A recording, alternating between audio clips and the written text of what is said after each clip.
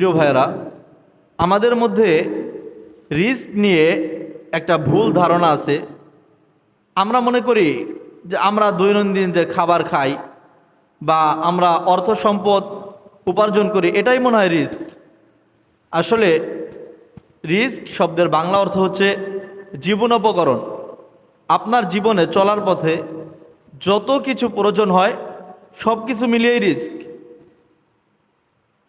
এবং এই সব রিস্কের মধ্যে সর্বনিম্ন স্তরের এবং সবচাইতে ছোট যে জীবন উপকরণ আছে এটা হচ্ছে আমাদের খাবার দাবার এবং অর্থ সম্পদ।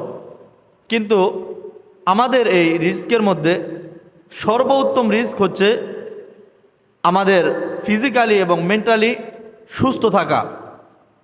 কিন্তু আমরা এটাকে কখনো রিস্ক মনে করি না। আমরা মনে করি যে কেউ যদি ভালো খেতে পারে, বড় 10 তলা বিল্ডিংয়ে থাকতে পারে, আল্লাহ তাআলা মনে হয় তাকেই সবচাইতে বেশি রিস্ক দান করেছেন।